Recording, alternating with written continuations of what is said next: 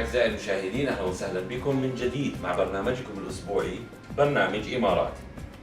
كما عودناكم في كل أسبوع نستضيف لكم خيرة من دولة الإمارات، قصة نجاح أتتنا إلى الدولة منذ تسعينيات القرن الماضي. سيد عادل وسيد حسين، يسعد مساءكم. مساء الخير. بداية احنا تشرفنا كثير بزيارتنا لكم في إمارة دبي، قصة فريقنا بتحكي لكم أهلا وسهلا بكم ضيوف عزيزين علينا. بداية سيد حسين، حابين نتعرف بشخصك الكريم. أنا هو السيد حسين، امتى اجى على الامارات لاول مره وشو عم يعمل دلوقتي؟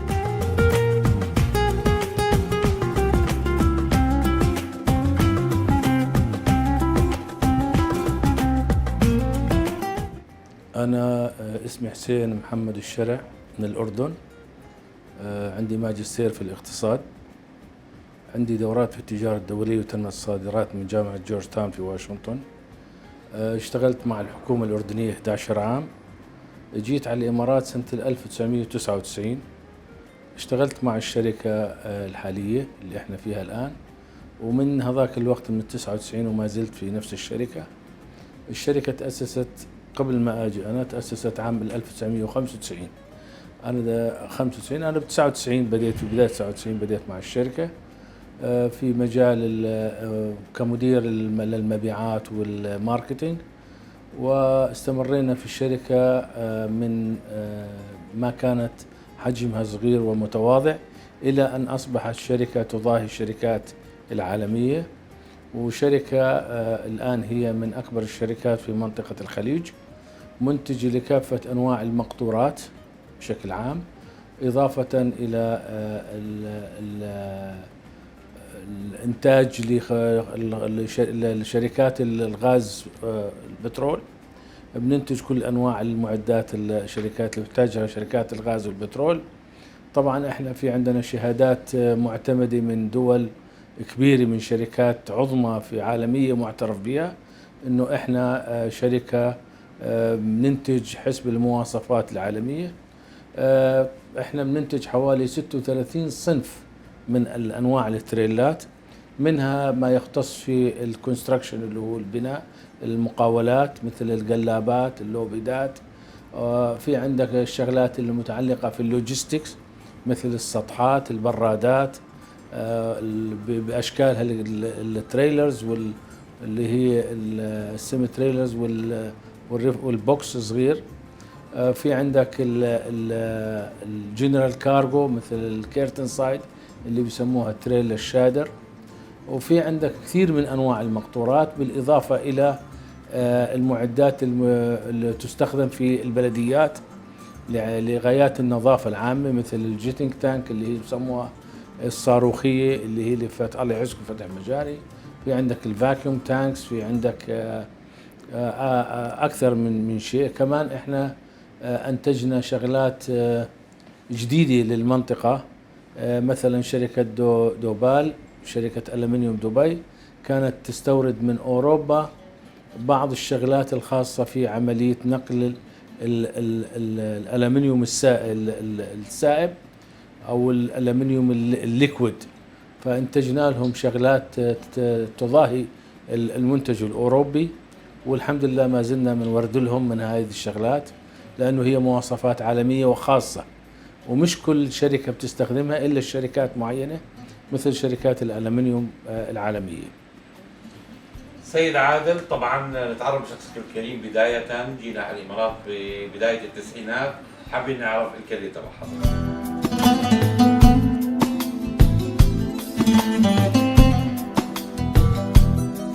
جيتي كانت في سنة 1992 في الإمارات. بديت الشغل في شغلات المحاسبة. خريج جامعي أنا من جامعة الأهواز، فتقريبا من سنة 92 اشتغلت محاسبة، يعني في الأعلى المستوى، يعني في المانجمنت. بداية في هذه الشركة تقريبا قبل 3 سنوات، بس من هاي الفترة من 92 لليوم يعني اشتغل في الشركات العالمية الكبيرة مثل شركة شيل النفطية، شركة هينبك اللي كانوا شغالين برج خليفة بالنسبة للاستقالات. فكملت هاي الدورات كلها، وبعدين جيت اشتغلت هنا إدارة. المدير الإداري اللي استلم الشغل، خلينا نقول وحق من الدين، يعني إعادة هيكل الشركة كانت آية للسقوط، صحيح؟ صح. استلمنا هذا العمل في بداية 2020. استلمنا الإدارة أنا وأستاذ حسين، هو مدير قسم التجاري وأنا مدير قسم العمليات، متشاركين في الإدارة. لما بدينا شفنا الشركة يعني تقريبا بعد 7 سنوات عندها خسارة، يعني كانت خسرانة، وأصحابنا القديم رادوا يسكروا الشركة، يعني رادوا يخلصوها. بس لما اجى الشريك الجديد واشترى منهم خلاص قال نبدأ من بداية جديدة. فأول ما شفنا الحال يعني شفنا لا عندنا بضاعة لا عندنا مصاري مثلا عشان نخلي الشركة تمشي على أسلوبها، عملنا اجتماع مع الموظفين وجبنا لهم الكتاب اللي يجي من بداية الكتاب الشيخ محمد بن راشد على كتاب رؤيتي. بداية الكتاب يجي لك سالفة من النمر من الأسد والغزالة، أنه كيف يحاولوا أنه for survival you have to run no matter you are lion or you are gazelle. هاي القصيدة جابها من بداية الكتاب، معناته أنه إذا تريد يعني تستمر لازم مسرع، إذا ما تسرع في ناس مسرعين أكثر منك وهم راح يأخذوا الحياة منك.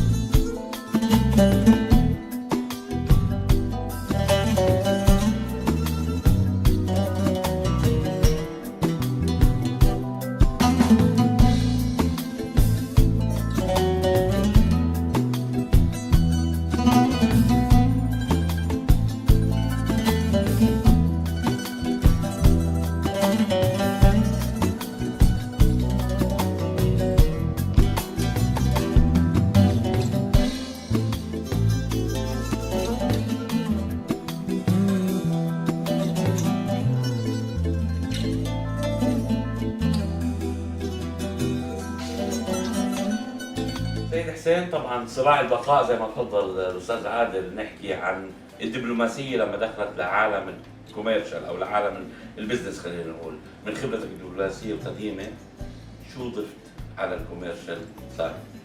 بتعرف هو اي بزنس بالدنيا سر نجاحه العلاقات. صحيح. والعلاقات هي جزء من الدبلوماسيه. اذا انت بنيت علاقات بين الناس ومع التجار ومع الشركات وأصبح في ثقة متبادلة بين الطرفين، فأنت ماشي بالسير بالطريق الصح وأنت في طريق النجاح. وهذا اللي حصل معنا. طبعا أنا خلال هال 23 سنة 24 سنة في الشركة عندي علاقات في معظم دول العالم، مش بس بالسوق المحلي. يعني في ناس بيعرفوا كان يسموا لما يقول له حسين الشرع، يقول مين حسين الشرع؟ يقول له ماموت. ماموت خلص، لأنه كان اسم الشركة ماموت. نعم. فكان يعرفوا حسين الشرع ماموت، يعني هيك صار التسمية. فأنا بحترم هذا الشيء وبعزه وبقدره، إنه اسمي مقرن باسم الشركة. هذا معناه إنه كان في نجاح وما زال النجاح موجود. الدبلوماسية هي نوع من الإدارة. أي إدارة إذا ما كان عندك دبلوماسية في التحدث مع القبيل، في التعامل مع القبيل، لأنه إذا كنت طف مش حتنجح. فحتى إحنا مع الموظفين نتعامل بدبلوماسية بطريقة حضارية، بنمزح مع المراسل، بنمزح مع الموظف، لأنه بتعرف الموظف إذا بدك تمضي عليه كل اليوم ستريس ضغوطات ما حينتج. بس لما تحسسه بضحكة صغيرة بكلمة صغيرة، هذا نوع من الدبلوماسية. هذا على الصعيد المحلي في داخل الشركة. بنفس الوقت على الصعيد الخارجي مع الدول، علاقاتنا مع الشركات مع الزبائن، أنا عندي حوالي 2500 زبون بالعالم. أنا يوميا 2500 زبون في العالم بودي لهم دعاء الصباح. فهذا الزبون لما بده يجي يشتري تريلا بيعرف انه حسين الشرع كل يوم بودي له دعاء الصباح، مش راح يفكر بشركة ثانية. اول ما بفكر بيه بيتصل لي بيقول لي انا بدي تريلا. فانت لما بتكون دائما موجود معنى ذلك انه انت بالذهن. اما اذا انت غبت ما السوق ما بيستناك، في غيرك حيوكل السوق.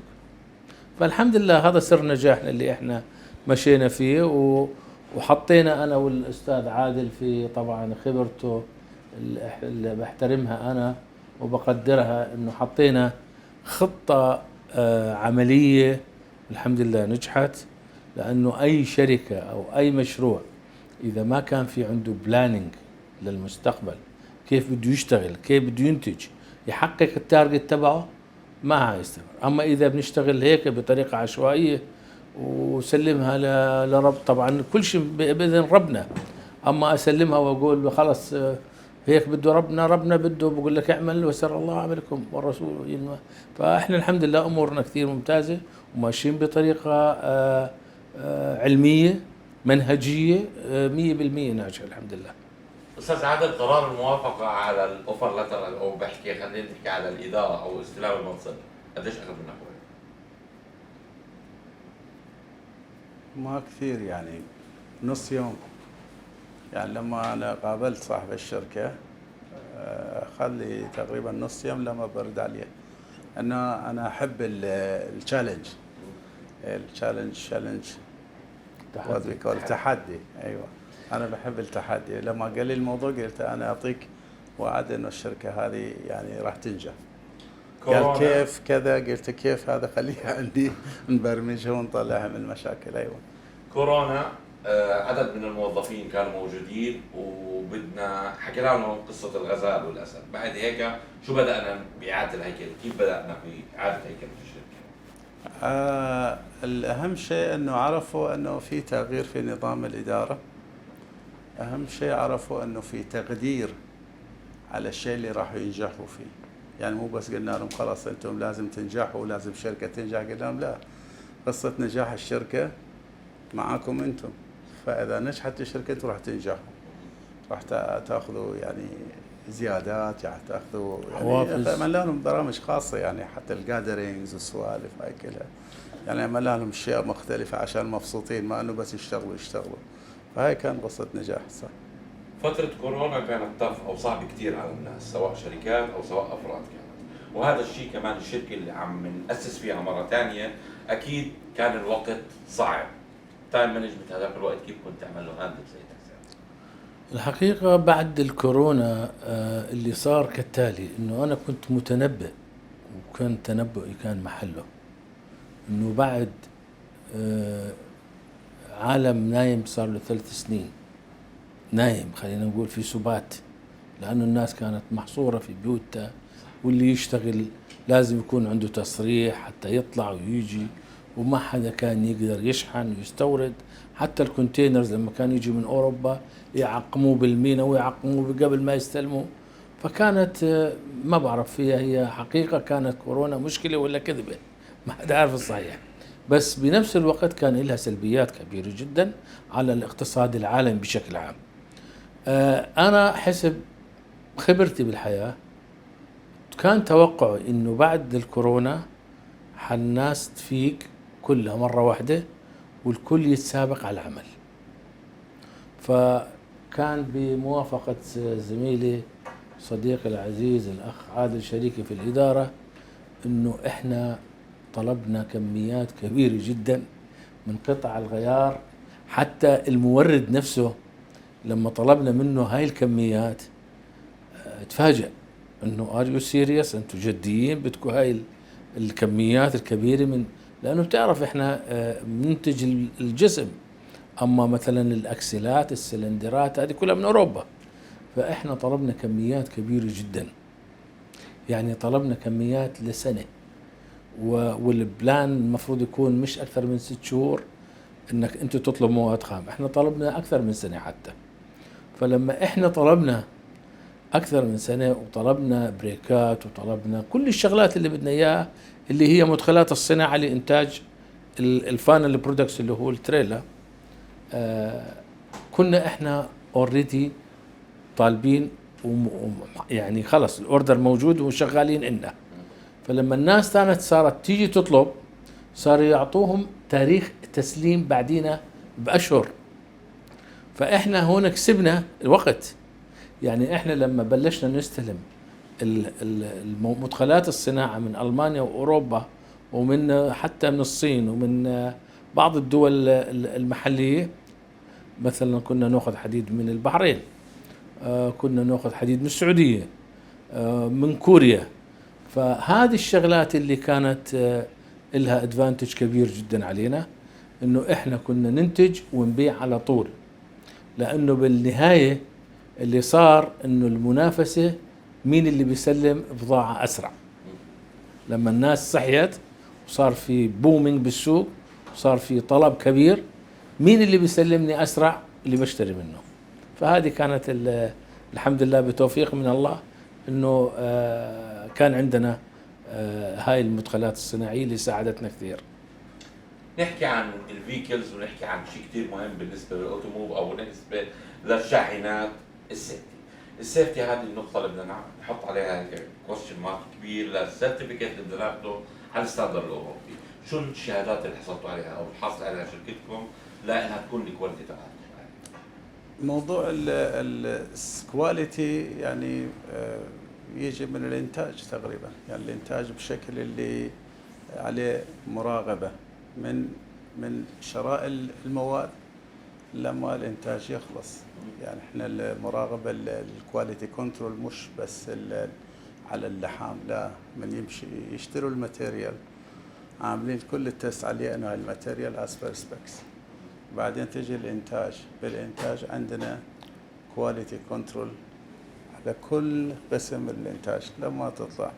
فهذا يعني مو بس كواليتي، هذا هو سيفتي، انه انت عملت تريلا وقاطره مقطوره بجوده عاليه، فرح موضوع الحوادث، موضوع يعني الفليبينج، يعني هاي الاشياء كلها. انه التريلا مثل الغلاب اذا مش على اسلوب هندسيه ممكن باي وقت من يصير يشتغل الجاك بيقلب. فاحنا دارسين الموضوع هذه. وين بتعملوا له تيست او تيستينج؟ وين بتعملوا لهذا الشيء للمنتجات تبعكم؟ بالكمبيوتر. كل تريلا لها نظام خاص لللود ديستريبيوشن، يعني توضع الوزن على التريلا، فلازم تحدد وين المحاور راح تركب، وين البين اللي يغلق على التريلا راح يصير.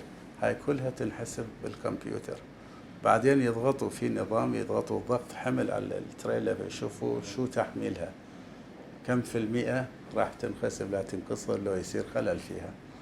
مختصين لبراندات معينة من حضرتكم ولا كل أنواع التريلات ممكن إنكم تعملوا لها هاندل؟ أول إشي بس بدي أعقب على الشغلة اللي تفضلت فيها، موضوع الشهادات واللي تفضل فيه الأخ عادل. هو الشهادات نوعين. مثلا في عندك شهادة الآيزو تتعلق في الإدارة وأسلوب الإنتاج والسيفتي والسكيورتي، كلها هذه بيسموها اللي هي الآيزو. احنا كمان في عندنا التاف الألماني ماخذين شهادته. في عندك شهادات أخرى فيما يتعلق في الإنتاج والسيفتي اللي هي حاصلين عليها من شركات عالمية، أكثر من 5-6 شركات عالمية، فيما يتعلق بالسيفتي، بالإنتاج، بالكواليتي، بكل شيء. هذه الشركات لما تيجي تعطيك إياها بتعمل تست على البرودكتس وبتتأكد إنه أنت 100% مواصفاتك عالمية. هذه واحدة. فيما يتعلق في الإنتاج اللي سألت حضرتك فيه، إحنا ننتج كل شيء. بعض الشغلات الحقيقة إحنا بنعتذر عنها لأنه بيكون فيها more complicated، يعني فيها تعقيدات. فبتعرف إحنا الآن يعني فولي بوك تأخذ شغلة فيها نوع من التعقيدات، يعني الأفضل أنها تيجي من برا. يعني على سبيل المثال مثلا بيجي بطلب منك مكنسة الشوارع، على سبيل المثال بطلبوها العراق. مكنسة الشوارع هي عبارة عن بتجيبها جاهزة من أوروبا، ما حدا بيصنعها، بتجيبها بتركبها على الترك. فإذا بدي أنا أضيع وقتي فيها مثلا، في ناس متخصصة أفضل مني فيها، وأنا ما بدي أضيع وقتي في شغلات مش 100% تخصصي. يعني إحنا كل أنواع السيمي تريلرز التريلات بشكل عام، المبرد والغير المبرد، التريلات المسكرة مثل اللي بسموها تريلات الشادر اللي هي الكيرتن سايد، الريفر بوكس، ناقلات البترول كل أنواعها، ناقلات المياه، تنكات، معدات شركات الاويل اند غاز اللي هي البترول. سيد حسين، حكيت لنا انكم على وشك انكم تروحوا على السعوديه او تفتحوا برانش بالسعوديه، صحيح؟ بنفكر ان شاء الله تفكير شو جدي. فكره هذا المشروع؟ اولا السعوديه هي عضو في مجلس التعاون الخليجي، وكنا نصدر للسعوديه بكل اريحيه بدون اي. الان السعوديه فرضت بعض الضرائب على المنتج، وتاكس عندهم اللي هي 7%، 12 بتكلف حوالي 12%، زائد اجار الشحن من هون، فاحنا مش عم نقدر ننافس الشركات اللي داخل السعوديه. نعم. انا باعتقادي انه هاي الضرائب والتاكس اللي حطوها والجمارك هي لحمايه المنتج السعودي، وانا بحترم وبقدر قراراته يعني للحمايه الانتاج المحلي. فاحنا بنفكر الان نقدر نعمل ان شاء الله فرع او مصنع او خط انتاج تجميعي لمنتجاتنا في السعوديه، على اساس انه تكون منتج سعودي معفي من الضرائب ومن الجمارك. ان شاء الله احنا على او في بدايه الربع الاخير للسنه، يعني السنه القادمه ان شاء الله افضل على الجميع. والسنه القادمه شو عم بتخططوا بالنسبه لشركتكم؟ تخطيطنا مثل ما وضحت الموضوع على الالكتريك ويكر، نشوف شو نقدر نعمل السنه الجايه، هو مشروع من مشاريعنا. الموضوع الثاني هي التطور في المبيعات. نعم.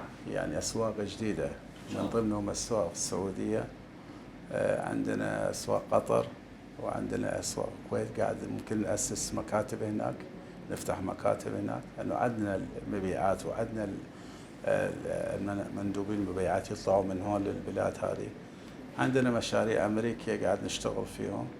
فيعني عندنا تقريبا نوعين من التطور في الاسواق وفي النظام الاي فيكلز. نحكي عن عائله ان اي زد، او نحكي عن عائله تكون اكثر من 120 شخص موجودين، وهي العائله اللي قدرنا نوطد العلاقه معهم. كيف قدروا يرضوا الكاستمر او ارضاء الزبون زي ما حضرتكم تفضلتوا هي عنوانكم، سواء بالسيرفيس، سواء افتر سيرفيس، سواء حتى في اي نداء بهذه الكاستمر. شوف انا كمسؤول عن الكوميرشال ديبارتمنت او القسم التجاري، دائما بفهم الستاف اللي عندي المبيعات انه الزبون دائما على حق. زبون دائما على حق، يعني بيجينا بعض الزبائن بعطيك معلومات خاطئة، حتى هو مش عارف شو اللي بده اياه، بس اذا انت حسسته انه هو مش فاهم شو اللي بده اياه حينفر منك. صحيح.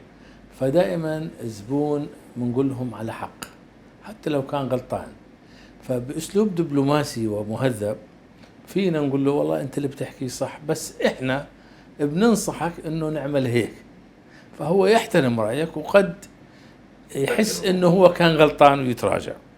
اما اذا صار تاتش بينك وبينه لا هذا غلط هذا صح، هون صار مشكله وخسرت زبون. هذه واحده. اثنين، بهمنا ارضاء الزبائن. دائما الزبون لازم يكون ساتسفاي، هابي، سعيد، مقتنع بيك، بثق فيك. فلما تعطي كلمه للزبون بالتسليم مثلا، وهو اهم نقطه انه لما توعده انه حسلمك بضاعتك بالتاريخ الفلاني، اذا ما قدرت تسلمها بطريقه محترمه بتصل معه بقول له حصل عندي تاخير كم يوم تحملني، بتقبلها. بس اذا انت اجى موعد التسليم وقلت له والله مش جاهزه، هون صار في مشاكل. برضو زي ما حكينا خدمات ما بعد البيع. خدمات ما بعد البيع ضروريه جدا. اذا زبون حس انه هو في امان بعد ما يستعمل السلعه، اذا حصل عنده مشكله اكيد بحس انه في اطمئنان انه في شركه حتتقبل اي مشكلة بتحصل عنده وتعالج له إياها بأسرع وقت. إحنا أحيانا زبون يلي إحنا بنحس إنه هو مهم جدا من الزبائن، بسموه الكي أكاونتس كاستمر، اللي هم المميزين. إذا حصل عنده مشكلة وشفنا إنه مثلا تريليته ممكن تتأخر أسبوع 10 أيام، فحتى أنا أرضيه ممكن أعطيه تريلا من عندي يستخدمها حتى أخلص له تريليته. فهذه كبيرة جدا بالنسبة له، يعني هذه من خدمات ما بعد البيع.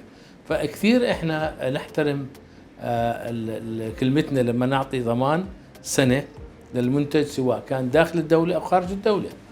يعني حصل بعض المشاكل بسيطة جدا مثلا بالعراق، فإحنا على طول عملنا أكشن وحلينا لهم مشاكل، حتى هم بالعراق مشاكل بسيطة جدا. بس إذا أنت درت ظهرك للزبون، الزبون بدير ظهره عنك بكرة، فهذه مهمة جدا. سيدي الكريم، طبعا حكيت لنا الامارات بلد امن وامان، وبلد يعني لاند اوف اوبورتونيتي زي ما بيحكوها، او بلاد الفرص. وهي دولة اللي حضرتك موجود فيها من 1992، عندك الخبرة الكافية لا تعطي نصيحة للقادمين الجدد لهالدولة شو يهيئوا حالهم او ايش يجهزوا قبل قدومهم للامارات، سواء مستثمرين او باحثين عن عمل. طبعا يوم أنا جيت للإمارات سنة 1992 ما كانت متطورة بهالشكل. يعني الإمارات كلها كانت ديرة وبر دبي، يعني مدينة صغيرة، دبي قصدي.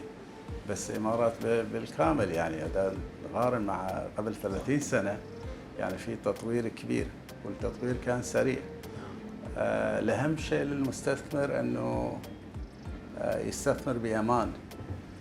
هنا مشاكل اقتصادية صح، في دورات أزمة ودورات صحيح هذه، بس يعني it is a stable economy أول شيء. ثاني شيء الانفراستراكشر، يعني الفاونديشن موجود. يعني بتشوف مثلا أغلب الشركات العالمية عندهم مكاتب هون. نعم. يعني اطلع من الإمارات ل 2000 كيلومتر شمال وشرق وغرب وجنوب، ما تحصل مكان أحسن من هالمنطقة هذه، إنه فيها أمان. هب كمان. أيوة، فيها أمان وفيها الانفراستراكشر. يعني ما عندك عطل على الانترنت، عطل على الطرق، عطل على الميناء، عطل على الروح، ما في شيء. يعني there is nothing that makes you worry. يعني ما في شيء انه تغلق انه في. صح انه غاليه هنا بالنسبه لبعض البلاد مجاوره غاليه، بس الامكانات اللي موجوده فيها مش موجوده باي بلد. صحيح. في المنطقه هذه. فهذه اهم شيء بالنسبه للمستثمر. اول شيء امان، ثاني شيء يعني كل الامكانيات موجوده. سيد الكريم، على الصعيد الشخصي مين كان مؤثر في حياتك وبنى شخصية حضرتك؟ على الصعيد الشخصي أنا كنت بتأثر كثير في مسؤولي في وزارة الصناعة والتجارة، الله يرحمه، معالي محمد السقاف، لأني أنا تلمذت على يده لما كان هو وكيل وزارة، وكان هو دائما يوجهني كيف أكون قيادي في المستقبل.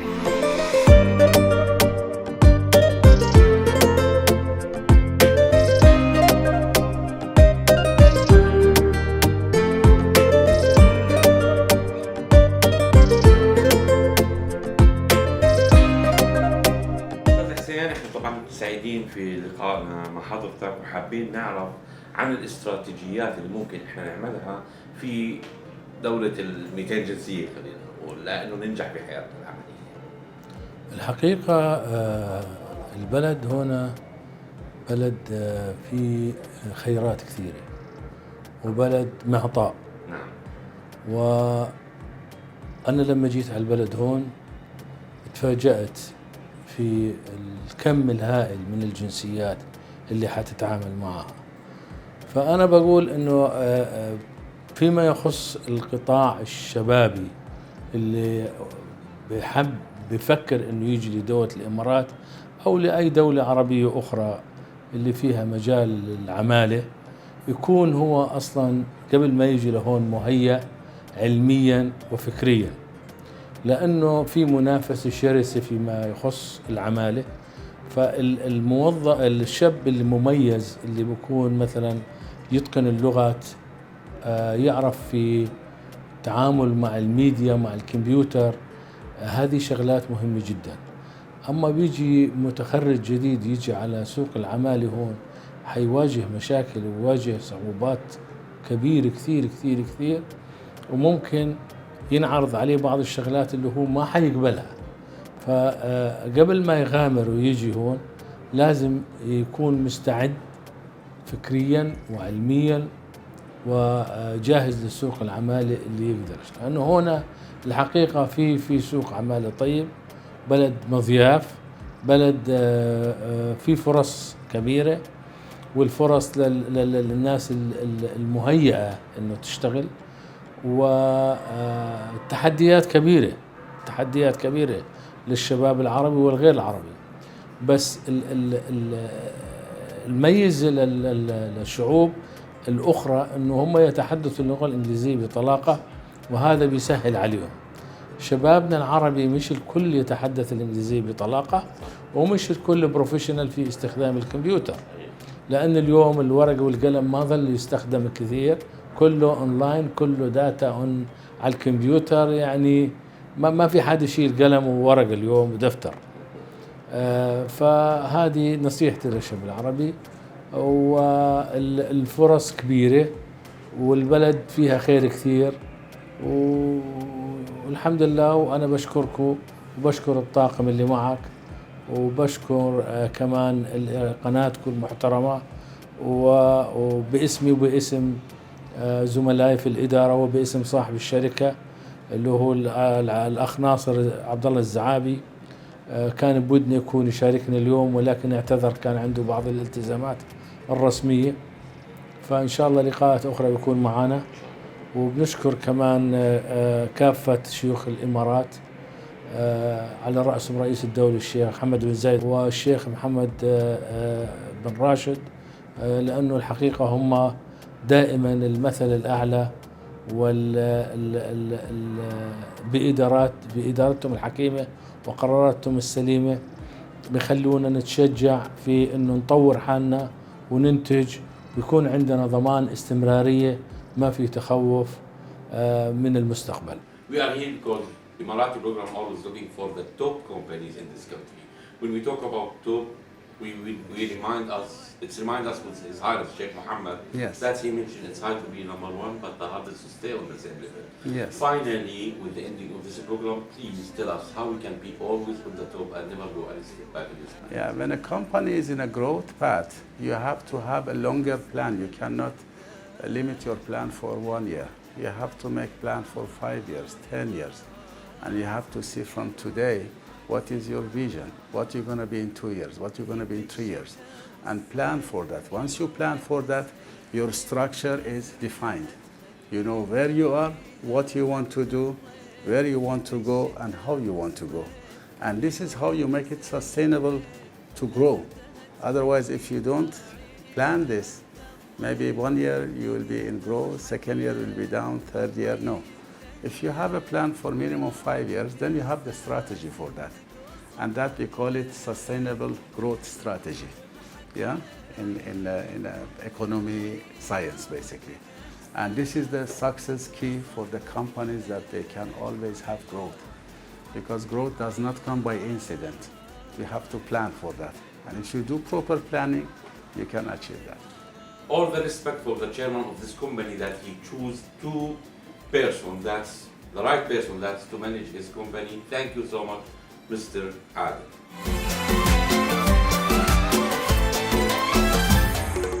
في كل إمارة تروح تسندك عقل وروح، بر ومدن وجبال حاجة ترد الروح، دار سواحلها فلت جدايلها، حتى القمر يا ناس بالشعر غازلها، هي قبلة الأحباب وتفخر